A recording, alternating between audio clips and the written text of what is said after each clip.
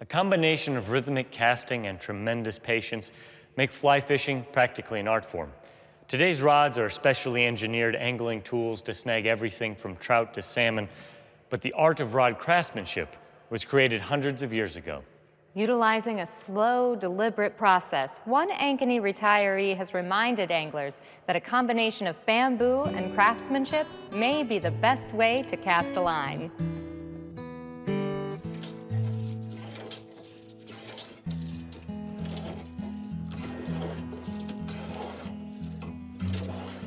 Back on the farm, on the back 40 in the pond, I took up fly fishing. And then later in life, I read a book on building split bamboo fly rods. I combined the building the rods with the fly fishing, and it's just been a great activity, has kept my attention for many, many years. The first rod I built, it took maybe 80 hours.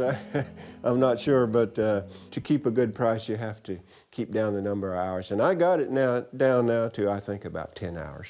Steve Pennington is part of an exclusive club. As he estimates, there are fewer than 30 manufacturers still building split bamboo fly rods. Beyond the time it requires to assemble a bamboo rod, it's not easily converted to a machine process. Whereas graphite and carbon fiber rods can be made on an assembly line, split bamboo must be done by hand.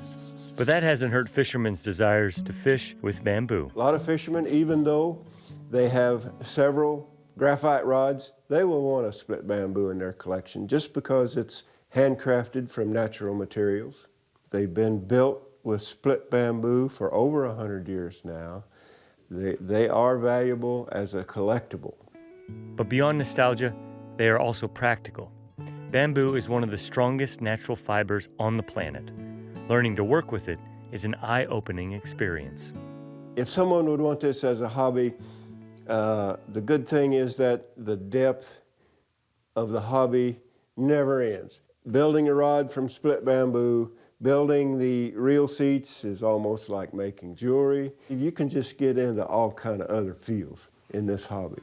Of course, before you cast your first line, you'll need to work with the raw materials, starting with a piece of bamboo. This is just as it is cut from the patch. We're going to split it. It splits very easily in the long direction. It's very strong across the grain. Steve continues splitting until the bamboo is reduced to strips roughly the width of a pencil. These strips will ultimately form the finished rod, but first, they must be molded into casting form through planing. The next step from the bamboo stick, they're rectangular. We're going to change that so that it's a triangular cross-section. This is a hand process. Take a couple strokes, turn it over, a couple more. Get the same number of strokes on each side, and that keeps it as an equilateral triangle. It's at this stage that the casting quality of the rod is determined. With each stroke of the hand plane, the bamboo strips get tapered down more and more, leaving the outside edge of the strip rounded. Keep turning and planing. We got a lot of shavings and a completed strip. Splitting and planing the bamboo are easily the most time-consuming, labor-intensive, and important part of the rod building process. If the planer's work is off by even 1/1000th of an inch, the rod weight will be uneven and cast poorly. And once we get 6 of them planed, we're going to apply glue to those surfaces. We're going to roll it up into a 6-sided fly rod.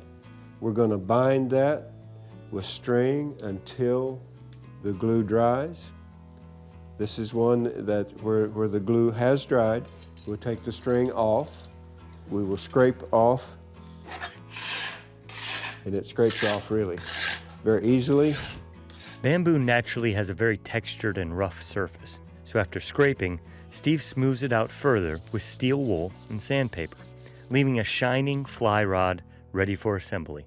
From there, we have the blanks. We attach the ferrules, which allows the rod to be taken down into 2 pieces for transport. We put on the reel seat, we put on the cork handle, we attach the line guides by winding on with thread to hold them on.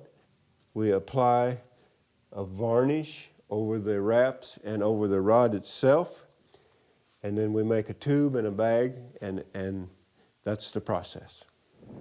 Of course, fishing poles are meant to be used, as are fly rods like Steve's. Since retiring over 10 years ago, Steve believes he's crafted more than 1,000 split bamboo fly rods, and thanks to the internet, they've been sold all over the country and world. However, to truly gauge their quality, we need to look no further than his hometown of Ankeny. I couldn't ask for anything better. It's a good quality rod. And not only do I have one, but I have 3 of them. Larry Murphy is an avid fisherman, owning a slew of carbon, graphite, and bamboo fly rods. He routinely reaches for his bamboo rod to cast his line. Fly fishing is my passion. And when you use good equipment like this, it's wonderful. Besides seeing firsthand the care Steve puts into his fly rods, Larry's affinity for bamboo comes from its light handling and ease of use. It's pretty forgiving when you're casting with a bamboo rod. So it's a good rod for beginners to use. And the craftsmanship is wonderful. Today, fishermen from Alaska to Switzerland are enjoying Steve's split bamboo craftsmanship. And while he's pleased with the success his rods have found, his favorite part is still getting out in the water and hooking a fish.